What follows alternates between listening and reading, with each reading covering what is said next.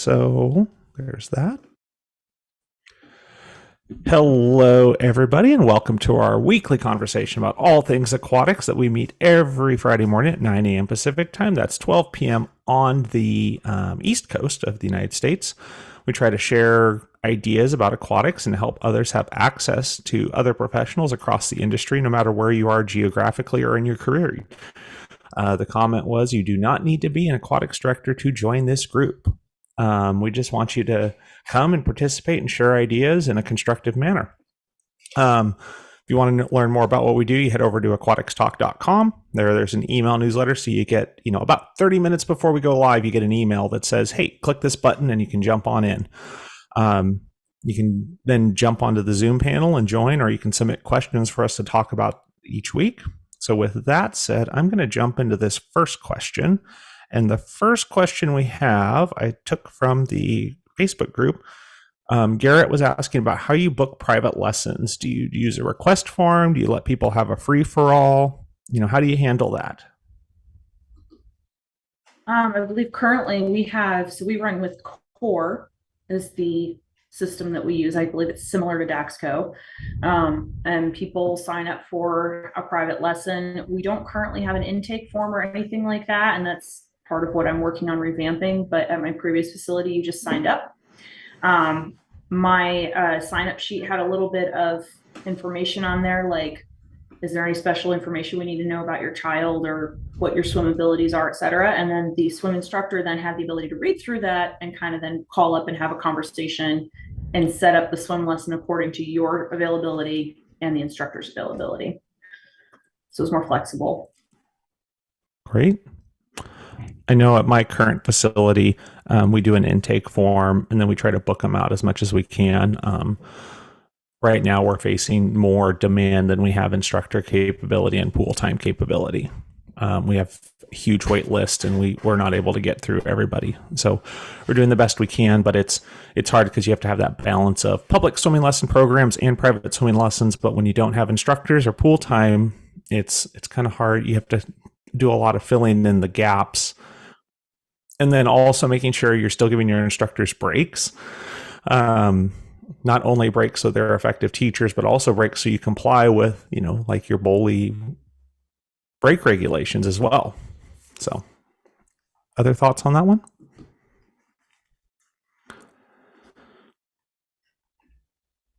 Good. Looking good. So Sam had a question. This one asks about trying to decide to use full day shifts or you switching to 2-shift operations, and asking about experience with these. And I think Sam might be coming from a water park or a seasonal facility, because I know that it looks like he was just trying to get information. It sounded more like a water park facility of those all day shifts, and then looking at going to potentially a 2-day shift or 2 shifts per day. What do you guys on the panel have any thoughts or comments to share?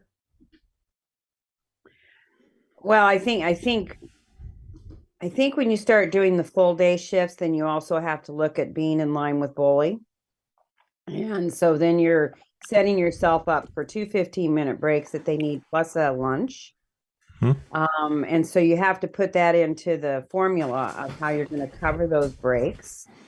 And it also is dependent on your organization. So when ours ended up with a union, then we couldn't even give more than 25, we couldn't go to 25 hours a week. We had to stay under that. And the same when Obamacare came through, it was, under that 25 hours. So as a public agency with a certain number of employees, there's restrictions that you have. So you need to be aware of that. Because I think, the big water park that I worked at for many years did the 8-hour shifts, and they would rotate. So there was like a 8 to 5, and then next time you'd be 9 to 6, and then next time you'd be 10 to, so it would change. And but there's so many other things come into play since then. So I think it really depends on what your state does and what your agency does to help you guide through that. This is my take. Yeah. Chelsea, anything to add on that one? Having very briefly worked at a tiny water slide at a Parks and Rec, I couldn't tell you. I can't remember what we did there, honestly. I just remember I was like 20, 22. Um, but I can tell you here at a regular pool, we're trying to keep them at about 4 hour shifts max if possible, because that's just such a mental draining on your ability to function day to day. And then my other experience, of course, is waterfronts.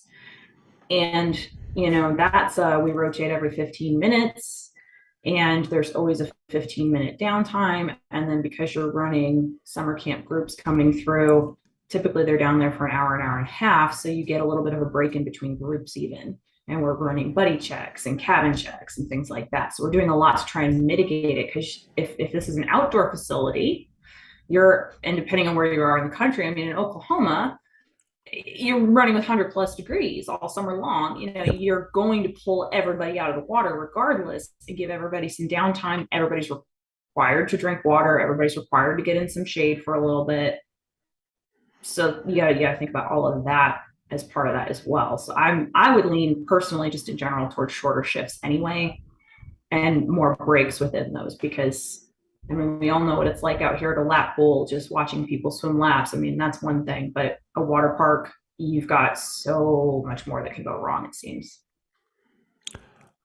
Well, and then especially, if you think about, it wasn't really clear, was it indoor or outdoor water parks? Yeah. I know a lot of times indoor water parks, the noise is something that people don't realize, and the fatigue and stress of that. And at some point, maybe this is my in the second half of this decade, I'm going to try to do some comparative studies of comparing studies of driving to studies of lifeguards, and what's the optimal amount of time that somebody can stay focused and vigilant. I think about, like, I know people drive, there's professional drivers that drive that long, but I don't know, in my gut, it feels like we should be looking at like 4 hour shifts. That's really where I think your peak is. And that's not 4 hours on stand. That's probably 4 hours on stand, or 4 hour. I guess I could drag out into a longer shift, but really about 4 hours of focused vigilance for any sort of program, really, with breaks, down rotations, and breaks in there. With the heat, one of the things that's kind of interesting, they tossed around is the idea of using margarita machines. Obviously, you can't put alcohol in them, but they make nice slushies for people. Yeah. Popsicles, ice, water, that's all great stuff, but at the same time, you also have to get out of the heat if at all possible. Yeah. So. Yeah, that's the biggest one. I mean, kids all summer long will complain, "Oh, my stomach hurts," and the first question is, "Did you drink water? Right. Are you hydrated?" Yeah, we actually just went through and gave all of our staff water bottles. As an incentive program for thank you for putting up with us. It sounds horrible, but as our organization, we're trying to do a better job of taking care of staff and snacks, and give them all water bottles. And we, as our coordinator team level, I think you can buy really cheap bundles of stickers off of like Amazon or Etsy, and the lifeguard keychains. The stickers are great though, because then they can just completely personalize theirs out. And we actually have a Cricut machine at our facility, so they were actually people were cutting out their initials on them so they could tag them, because we scan bottoms. Oh my gosh, that is amazing. Half lifeguard, half coffee. These are all from redbubble.com. Go to Redbubble and just look for lifeguard stickers, and they're like $3 a piece. But if you've got a smaller staff, you're picking out what you want for them. And I picked out some fun ones. This one's one of my favorites. Oh, I love that. Love that unicorn. Can you show that rescue tube one again? Just because we scan bottoms. I love that. That is amazing. Yeah, we got lifeguard, not babysitter. Yeah. Yeah. There's a pack. There's one that comes with like 3 different fonts, so you get like 3 stickers, but don't make me use my lifeguard voice. Yeah. So yeah, there's a ton. There's a ton, but those I just picked out a handful. I spent like maybe $20. And we do something cool here where if we see somebody go above and beyond, we give them a coffee card to Dutch Bros. Hmm. And so I always stick one of those stickers in there as well, because that's just kind of, and it's so fun to watch them then stick those stickers up in their locker. Hmm. They're like, I got one of those stickers. No, I think I think that's something that, like you see like football would do this where they'd get the stickers on their helmets for like the accomplishments and stuff. And I think where there's actually a question in the docket today of about like lifeguard incentive programs and looking for low cost ideas. So we'll circle back around to that one. Actually, that's the next question, as it turns Oh, out. cool. There you go. Megan asked, what do you do for, I think there's two of a similar vein. What do you do for guard or attendant of the week? Megan's wanting ideas that are not expensive. So I actually shared the picture with her of the ones that they used at the summer camp, and it was lifeguard of the week. I totally wanted to steal one of those, but I didn't. I behaved. They were sitting on the table at the camp, and I was like, oh gosh, these are so cool, but I didn't steal any. But that was a great way for them, because they also do counselor of the week. They go COW, counselor of the week. So they were also doing lifeguard of the week and like cheering their lifeguards on, because they were recognizing they were putting in a lot of extra work. And that was a great way to recognize them at the summer camp. Here, of course, we're doing the coffee card thing. We're doing the stickers. I literally just ordered more of these squishy lifeguard keychains, because I've had several of, this is my keychain that I walk around with, and they're all like, that's cool. We want one of those. Yes, we got pizza for them. Yep. Yesterday. It was awesome. They're so excited. So yeah, it's just things like that, and if you can make enough like pomp and circumstance around it, like there's kind of a, ooh, I want to do that. I want to achieve that. So other incentive programs or for guard of the week? we only have 6 cards, so we don't really do a guard of the week, but we're just. Have you guys ever done like, you know how you can go some places where there's like a picture out by the front desk of an employee of the week? I've seen those like at fast food restaurants. And they just talked about doing employee of the month here for the facility. Yeah. It kind of introduces them to the public coming in, and yeah, they get a sense of, these are people, these are real people that are serving us here, and a little bit about them. But before COVID, we did a like a feature. We didn't like, it wasn't, it was like a lifeguard of the week program, but it was like Christine, you were saying about, like, this is about this person, things you didn't know about them, if they're a student, what are they majoring in? What, how'd they get to us? Because, we're in a college town. So a lot of times we'll get people who are, they're from somewhere else. And so we share that with everyone else, and things like that work pretty well. we have a guard of the week tube, but that never really caught on because we have a variety of multicolored tubes and whatnot, and people they have their favorite tubes, and they don't want to necessarily mix it up with the guard of the week tube. We try to just and bring in snacks and stuff like that. I know I personally will bring in, I try to keep track of what everyone's favorite drink order is, whether it's from a coffee place or energy drink or juice or tea, and when they're doing extra work, try to make sure to reward them that way. I like to do that too, and like the early bird guards, especially, that would have to run into some kind of difficulty, then handle the situation. I would like to bring those into them, and they were always so surprised. And so, right, even to call up and say, hey, what would you guys like? I want to get you a coffee today.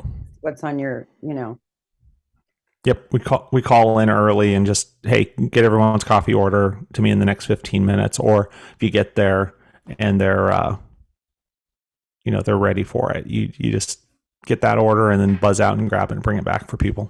I think it's important too to not forget the front desk staff of your facility, because they're part of the team. And they kind of sit out there in solo land, and they take the biggest brunt of from the public sometimes, as when somebody's unhappy or whatever, but including them in that team effort and making sure that they also get recognized and part of the treats, all of that stuff, you know. Yeah, no, that's great. We got more guys coming in today. Welcome everybody. Long time no see on a couple of you guys. So great to see you. I don't know where Chelsea went, but it works out okay because then we can snag a couple of you guys, tag you in. So welcome back. Cirky, hold on there. Now I can get all three of us up at the same time, or all four of us. All right, we just talked about guard attendant of the week question, so I'm going to jump over to Vicky asks, what are ways to recruit water fitness instructors? She reached out to land instructors and had paid job postings, but looking for help on how to try to get more people involved.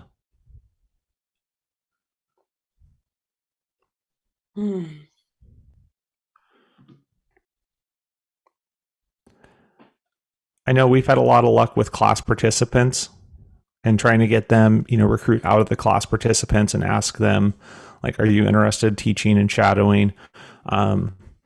Sometimes they don't want to necessarily be paid staff, but they'll be regular volunteers, and we can get them through our volunteer program to be able to fill in, at least if we have holes in the schedule, or seasonally be able to jump in.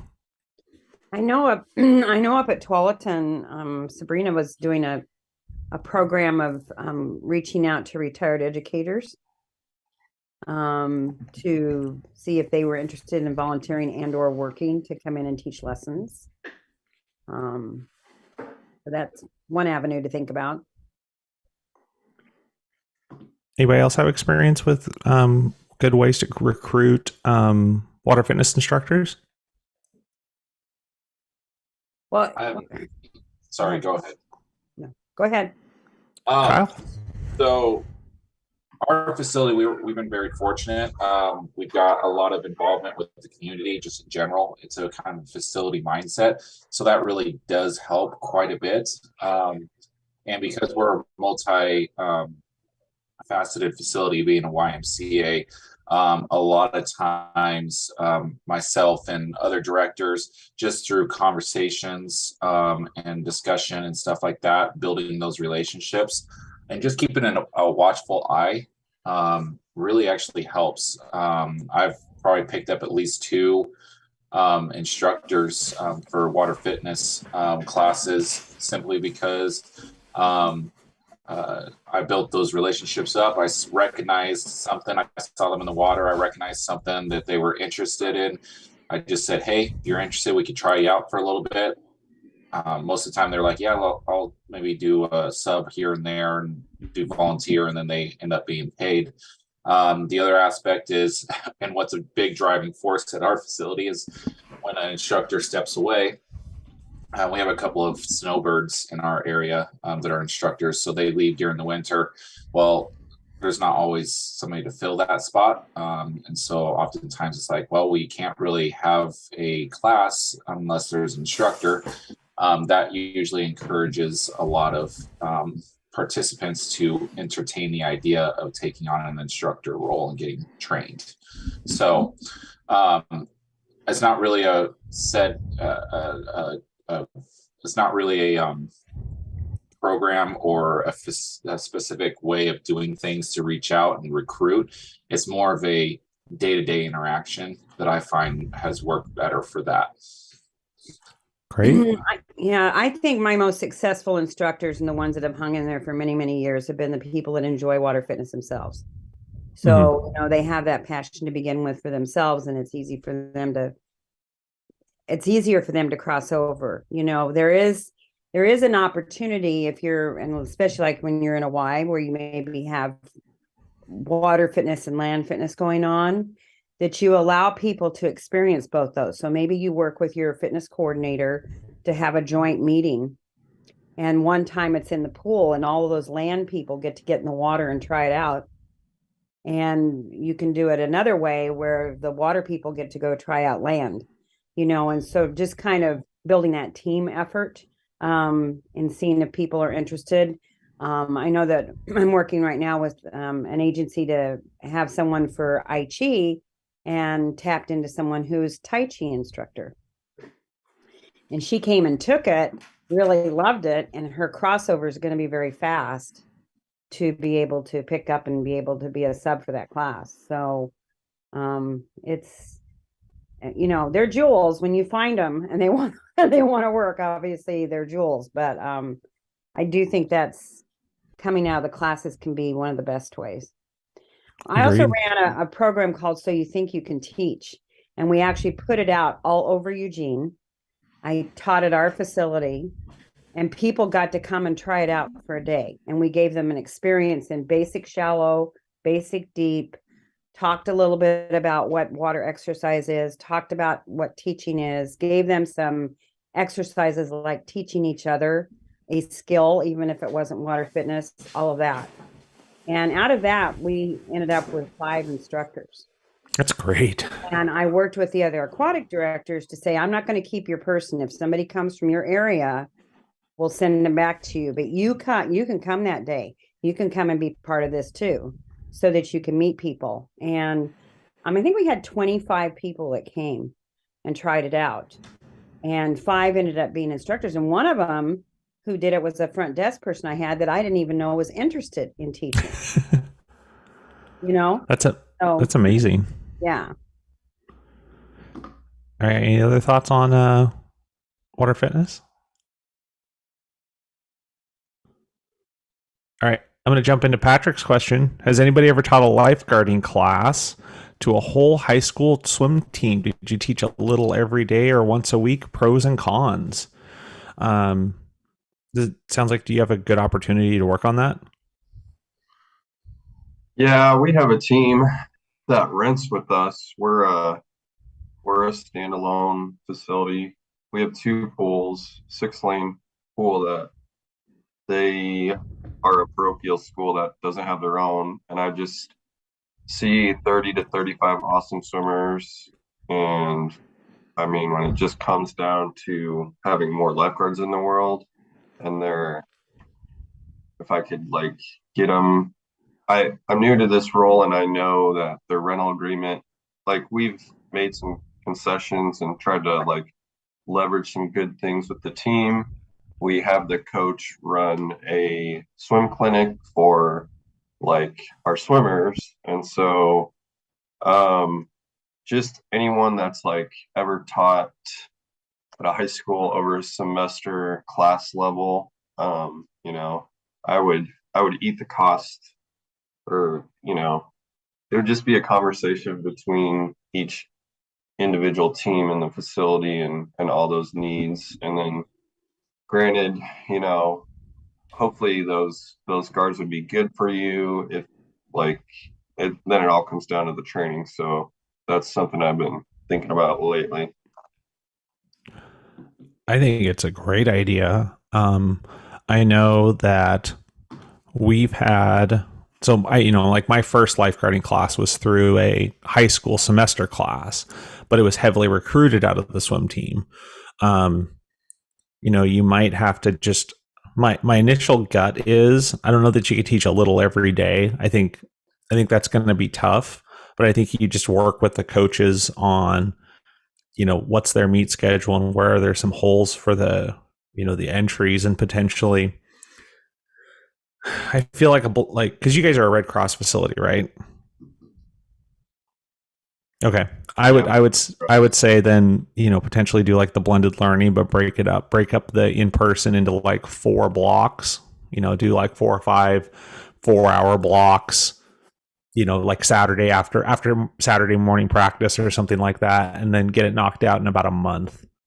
And that would probably coincide with the end of their season, so you can get them, because I don't know how much you're going to get them to jump, mid-season on the high school swim season. But if you can get them kind of towards the end of the season, you might be able to pull them right into where you're wanting to go.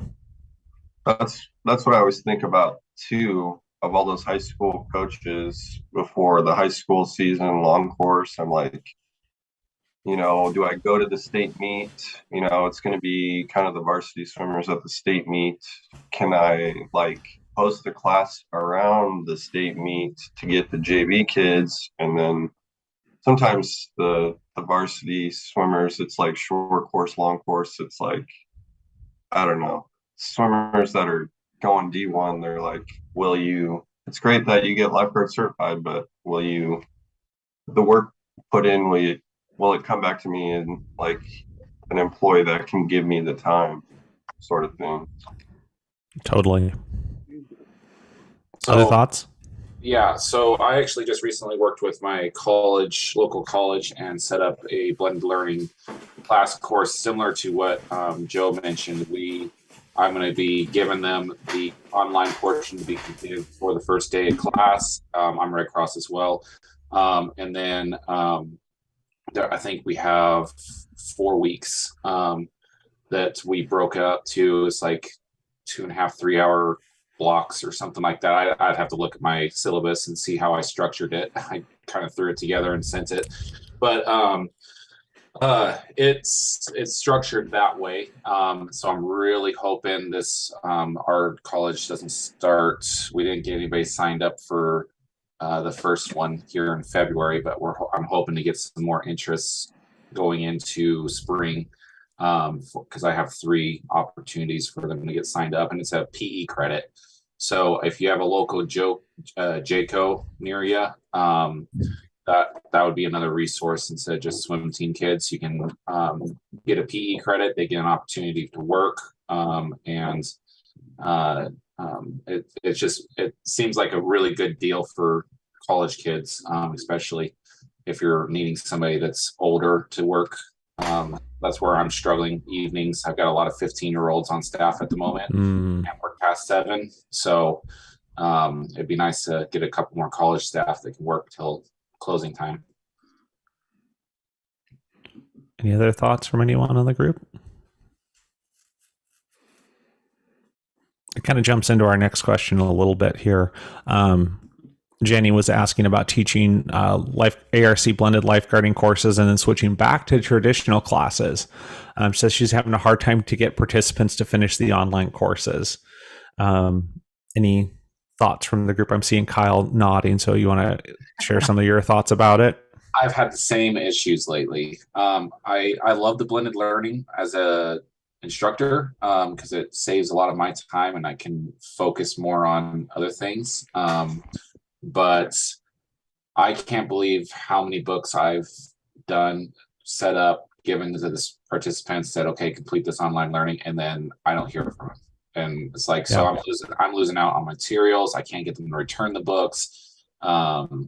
There's been a lot of those. I'm really on fire. And then it's like they go home and it's like, oh, it's more homework. Well, I don't have to do this. And so they just don't do it.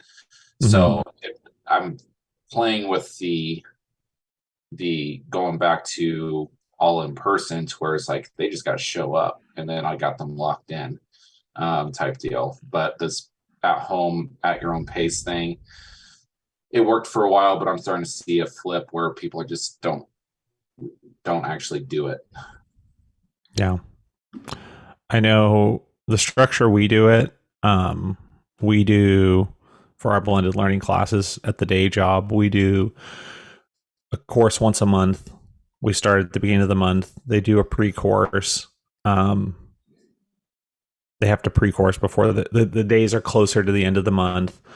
We do 2 full days, but we don't we don't hand out a paper book. We tell them they have to use the PDF book.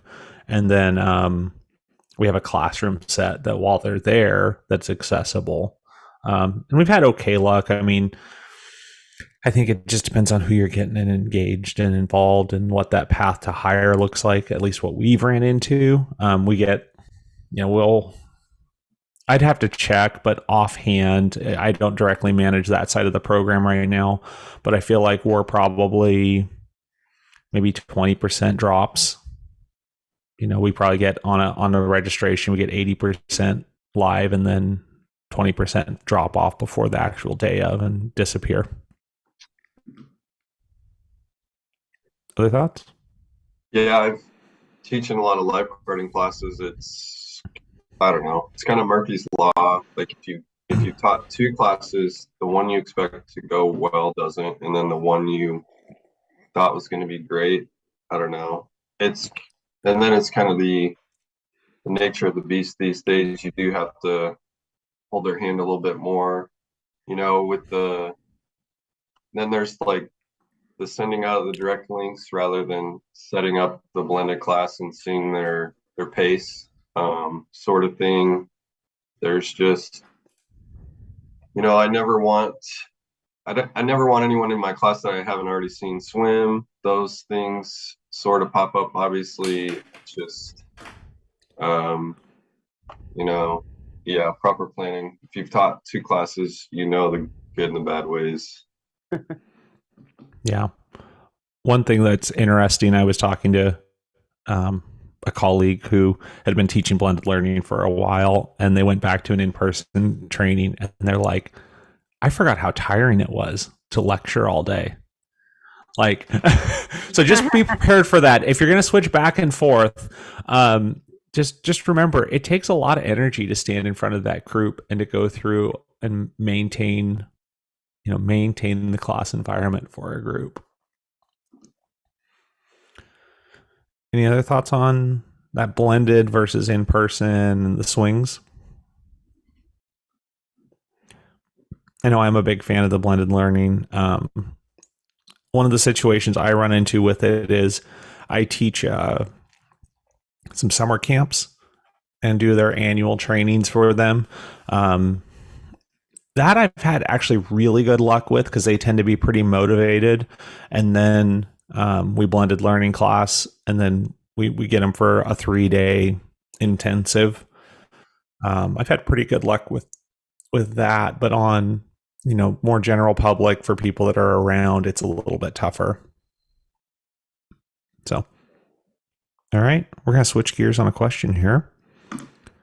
Morgan asked about having their pool wall start to disintegrate. They said some not very kind things about their chemical controller and said it fed 5 barrels of acid in 30 days and the wall is disintegrating. Is there a fix? I'm hoping it's a pretty large pool that she was talking about there.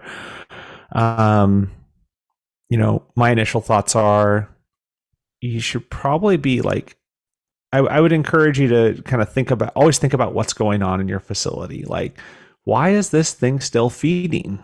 Is my chemical controller actually reading what the controller thinks it's reading and recalibrate as needed? But make sure you're just, if you're unsure, reach out to somebody that's got a little more experience. Don't just blindly think the computer's right. We still do hourly checks as much as we can by our chemical controllers to make sure they're reading right. But I think Morgan's really looking at fixes for this wall, a plaster wall that's kind of fallen apart by where the outlets are from the acid feed. Wow.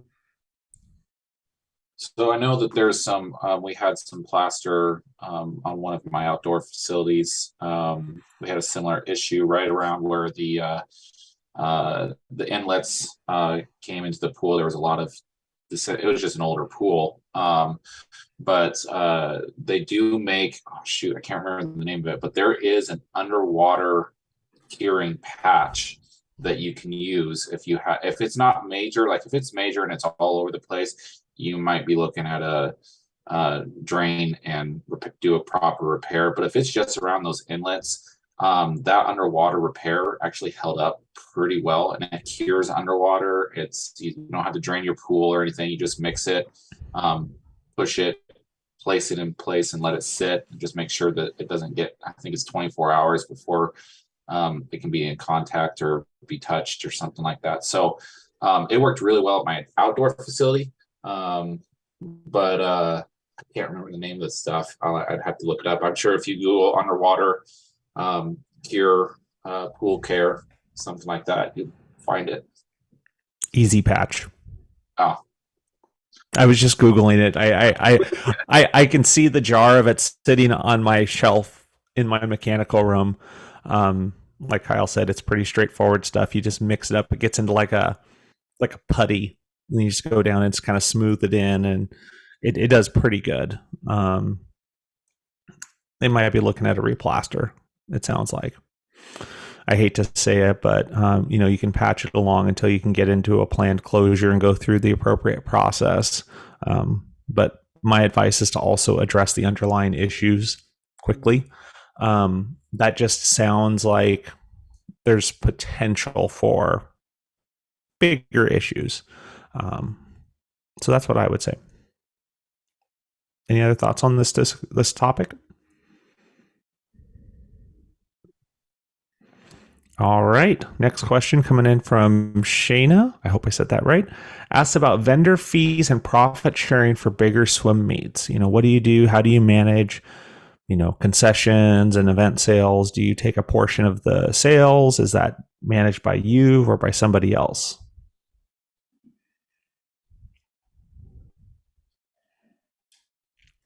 So I'll chime in a little bit and then give you guys a chance if you've done something different. Most of the facilities I've been at, that was actually handled by the hosting organization. We were just basically a building rental with lifeguards. But as we're moving forward, there's been some conflict about this. The teams have been selling concessions, but we also have our own. We've kind of expanded our own concessions from behind our front counter, and so who's going to be? That's going to be part of the contract negotiations at some of these larger events. Is this something that's important? Is it important for you to try to make money off of this? And if that's the case, then make sure you have the volunteers to do it. And we're going to reflect in our fees that we need to collect a portion of that, or the event rental will go up, or, we can slice and dice it a lot of different ways, but we just need to make sure we're being fair to the entire organization and public. Whereas we're already staffing it and we have, limited concessions, and we can scale up or scale down as needed during the off season. We have a food trailer that we use in the summertime on our outdoor pool. So we have all the licensing in place to do year-round operations, but we button it up in the wintertime. Gear sales, we do our own gear sales and pro shop through our front desk. During meets, though, they'll oftentimes bring in outside vendors. We're going to, again, be, it's a chance for an interactive discussion with the teams about what are your priorities and what is your desired outcome. I think with more and more, we're seeing with our team, we have a pretty large club team that's having record numbers, but they're having a hard time getting parents to volunteer. So, if you're struggling to volunteer, have enough volunteers to run your concessions, we'll run concessions. We'll sell products because we're already having to staff it with our front desk there. So any other thoughts about meets and stuff like that?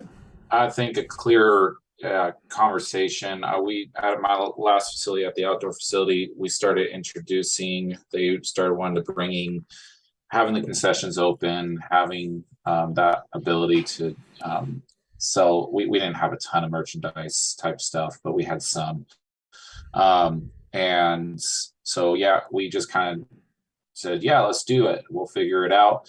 Come to find out, we show up and the entire team brought basically potluck style stuff, and we'd staffed it. They brought potluck style stuff, and then they actually brought in a food truck without our knowledge. And so our concessions we didn't do hardly any business that day. And so we had to have a very frank conversation with the swim team and say, listen, you asked us to do this. We actually didn't charge you anymore because we thought we would make we would at least break even, possibly with the concessions, but then you guys bring in food and you bring in a food truck for any visiting teams and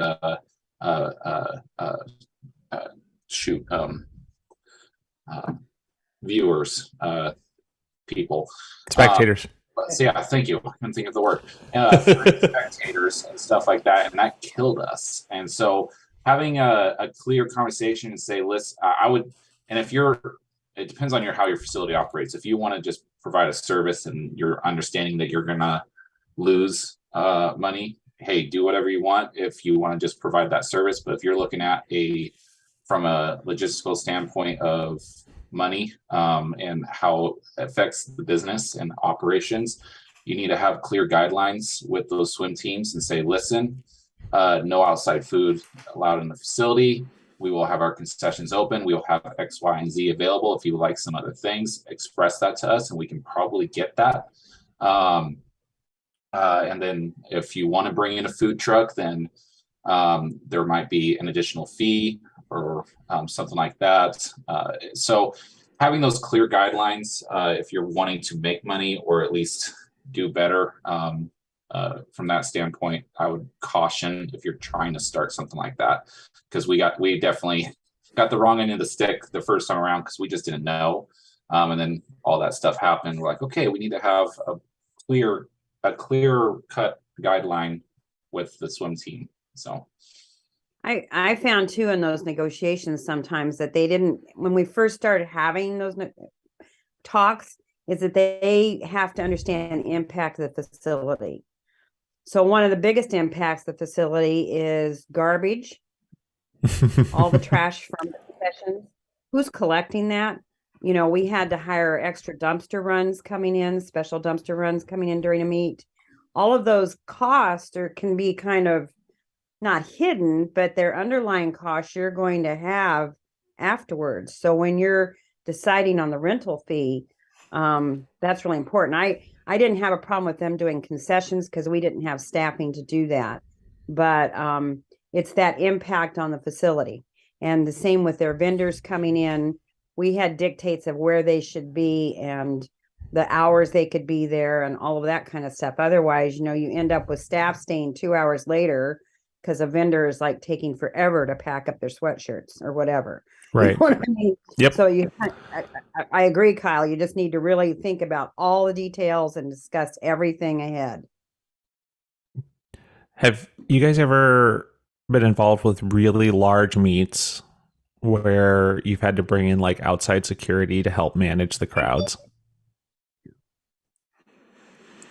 We host, and I'll give my normal disclaimer. I'm not necessarily speaking fully on behalf of my organization, but we host, you know, like the 11 to 14 state championship swim meet and it's a huge meet, and it's a very interesting demographic to work with because it's these kids, this might be their first big meet, and so everybody comes, aunt, uncle, grandma, grandpa, mom, dad, plus whoever, and we're going to stuff all these people into the pool and into the spectator areas, and there's regularly confrontations because there's just so much tension because it's like this is their kids' first big meet and they're not used to this kind of interchange, and we've had fist fights break out between parents. So that's something that, you know, as you're looking at larger and larger events, that I would really encourage people to keep in mind. I can't, like, we'll fill our recycling dumpster, the recycling container, because of just the t-shirt boxes. And making sure they clear out, like, okay, when are you allowed to load in? When are you allowed to set up? Like Kyle was saying, and where you're going to store your stuff. Because like we had one vendor that on smaller meets was able to store their stuff in one of our activity rooms, but during the biggest meets, we have to use that for other things. So they had to haul their stuff in and out, or be okay with it not being under another's separate lock and key. Any other experiences or thoughts? Yeah, Patrick, go ahead. So do you stream that meet, and then like obviously deck, I can just imagine deck space, but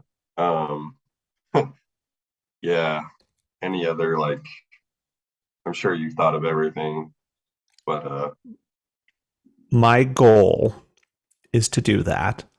The swim team purchased some of those. There's like a 4-pack of cameras that are basically designed to live stream. I think it's a Logitech product, and it worked okay.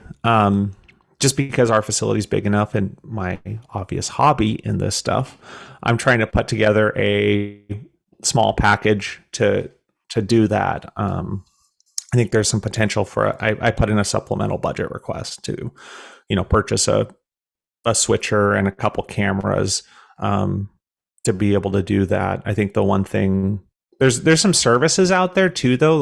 One, I think it's called Live Barn, that will come in depending on the size of your facility, and they won't charge you anything, and they charge the people that are watching the stream like a subscription or a one-time fee.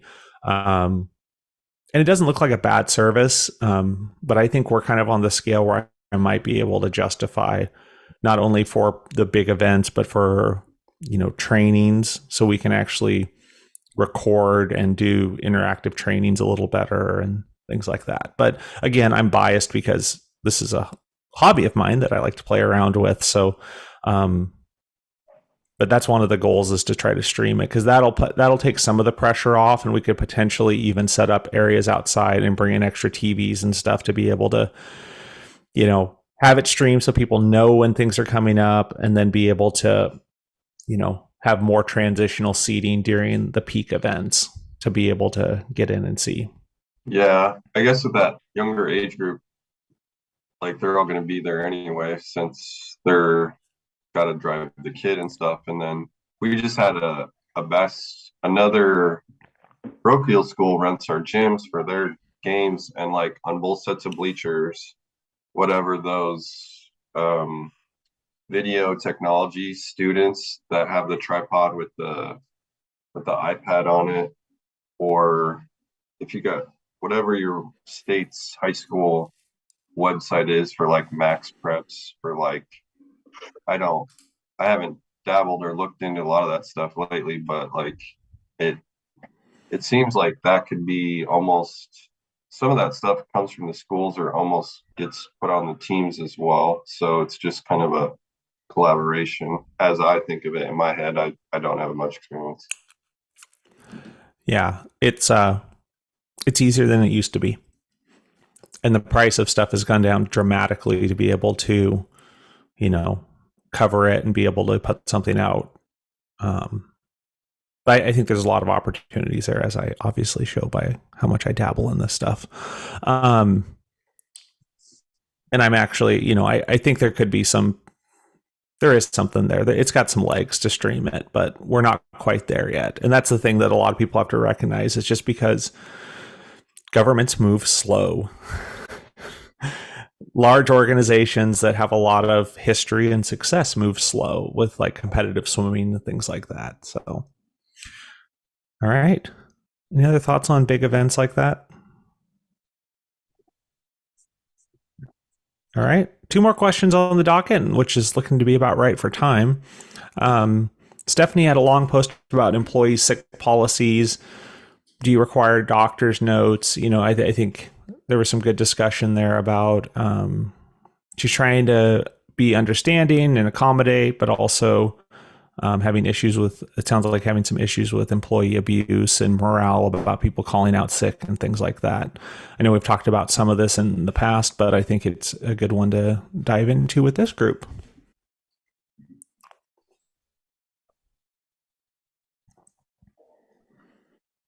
I think depending, your agency is the first place to start to find out if there's already a policy in place, because you want to be with the group, not just making it up, but making sure that your agency is behind you on it, and you're understanding what the policies are. And I do think there's also some BOLI laws that come into play as well as to what you require. I haven't had recent experience with it, but I think that's where I would start, is finding out what's happening in my agency and what's in the policy manual for that. Others? It's a hard What do you one. guys require? Yeah. I recently updated my policy in regards to that, because I'm dealing with a lot of that issues. Lots of calling in for this, that, and the other, and lots of calling in sick. And I've always been on the easy to go, yeah, okay, you're sick, sounds good. But it's getting to the point where it's so common that it's like, have you gone to the doctor? Well, no. Okay. Well, you need to probably start presenting a doctor's note at least to say that you're getting checked out, because if you're sick this much, you probably, for your own safety, you probably should be getting checked out and seeing if this is something that can be addressed and fixed so you're not constantly sick. So I had to restructure it that there were basically I didn't set like a specific number. The wording I used was if calling sick becomes what's the word I used? Another word for habitual, Repetitive. common, then I will be requesting, not requiring, but requesting that there be a doctor's note accompanied with the next call in when I have that conversation with the staff person.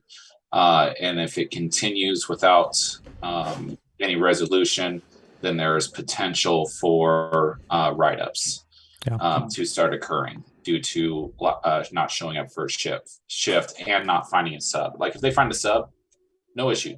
But if right now nobody wants to sub for anybody because everybody keeps calling in, so it's just that's what I'm dealing with right now, and it's really hard because you can't really. Yeah, there's a lot of legal stuff out there. It's more of a request than require, and a suggest than a require, and you just got to word it different.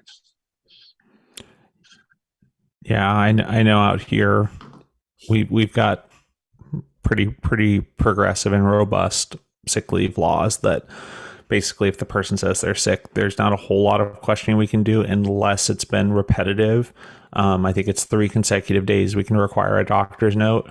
One of the things that we've ran into, and again, it's not, it's a balancing act, but like we've ran into where you've got somebody that is sick a lot, but they'll be sick for like a day, and then they'll be sick for 2 days, like a week later, and then they'll be fine for 2 weeks and then out for 2 or 3 days. And they pushed back like when somebody else was sick for a week, like their whole family got something gnarly. But this is like a person that's sick like once every 2 years. Yeah. They're like, well, why didn't you make them get a doctor's note? And so there's two different parts of that. One is that it's like, well, we didn't discuss, like, unless they shared something with you, I didn't share that I required them to get a doctor's note. This is the policy. And so, our interactions and requirements for documentation with another employee are between us and the employee. But also, we've tried as much as we try to not schedule those people when we know, we try to make it fit and make it work. But it's hard because we're all short-staffed. Yeah. Any other thoughts on call-ins? We can't require people to get their own subs for sick. If they call in sick, we cannot require them to get their own subs.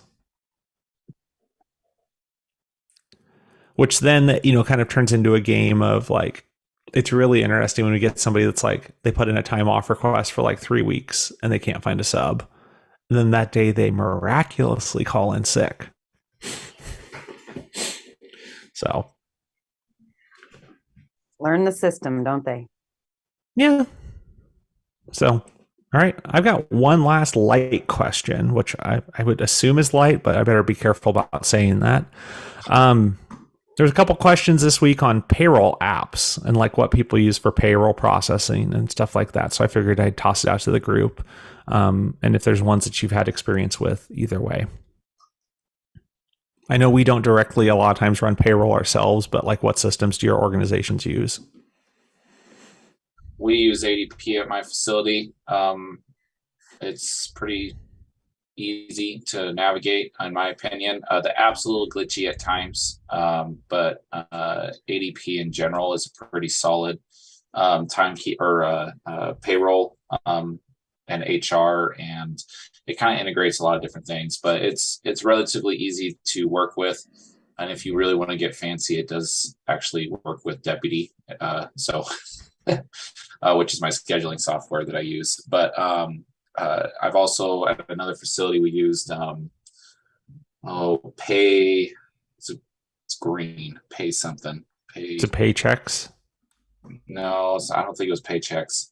I'll have to look it up, but it wasn't as good.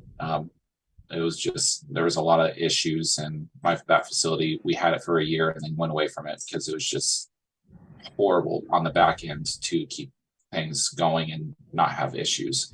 So ADP would be my suggestion, just because that's what's worked and works well for us. Great. Other thoughts? We use ADP as well. Kyle, do you just use it for clocking in and clocking out? Have you messed around with any of the, well, you say you use Deputy, so we use Sling, and then okay, my boss kind of puts the hours through. I didn't know if it was like one less process. We don't use the paid version of Sling. Some days, I don't know. I wish we would. So we use, I use Deputy for just my program. I'm trying to integrate it into the rest of the facility. A lot of the other directors love it, but convincing my facility director and my CEO to do that is another question. But the Deputy app will integrate with ADP to where instead of printing off the schedule and having to hand match the clock-in times with the scheduled times, it automatically does that for you, and it'll alert you of any red flags of missed punch outs or punch ins, or somebody worked when they weren't supposed to, but maybe there was a sub that just didn't get switched over in the app. So it really makes that streamlined very easily, but it also integrates, there's an HR aspect. So you can integrate, and this works with Deputy as well, but you can integrate your trainings, your certifications, your I-9s, all your tax stuff for HR and business office stuff. That all integrates into ADP. I'm not sure how much of ADP your facility uses, but we use all of that aspect. Everything is, so our employee files aren't an actual physical file anymore. It is on ADP. And so we pull it up and we can look at their I-9s, their W-4s, and any certification requirements. We have outside trainings through YUSA that when they pass those certifications, we upload those to ADP showing that they have passed those certifications or trainings, so that it is in their file saying that they passed that, and they can get the next, it's for their pay scale if they meet certain requirements and trainings. So that's it in a nutshell. But yeah, ADP works well with Deputy specifically. I haven't worked with Sling, but yeah. Yeah, we use ADP, our whole organization, just beyond our facility, which is countrywide, uses ADP for HR, which is good, and it has that functionality. Like on our low level, we don't have a lot of admin rights to do that, so we're just kind of stuck with what they give us. I wish we would, when it comes to, we don't integrate with Indeed or all these other places like people are getting jobs. So, to go through the ADP HR process sometimes is tricky. Do you let use mobile ADP, like clock in the app? Yeah. Yeah, we set up a geofence so that they have to be within a certain parameter of the facility before it unlocks. So when they go up to their phone, it'll say, do you want to activate location services? They have to accept it while using the app at the very least. It doesn't have to be all the time, because there's 3 options: no, while using the app, and always. So they have to use that. Otherwise, it will not let them clock in. If they say no, it will not let them clock in on that mobile phone.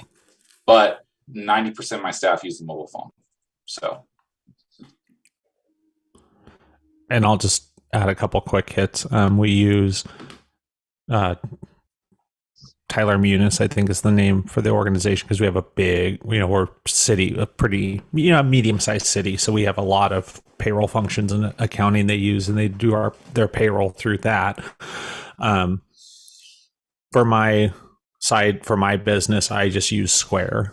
And if you're a light, small organization, I highly recommend it. Not a paid advertisement or anything, but that's what I tend to use is Square for, because it does a lot of the payroll functions pretty quickly too for smaller outfits. I have used Square, but not in that capacity, and I agree that it's very user friendly as well. Yeah. Any other thoughts on that one? All right. Thank you all on the panel today for joining in. We're going to go ahead and end the show now out to the world.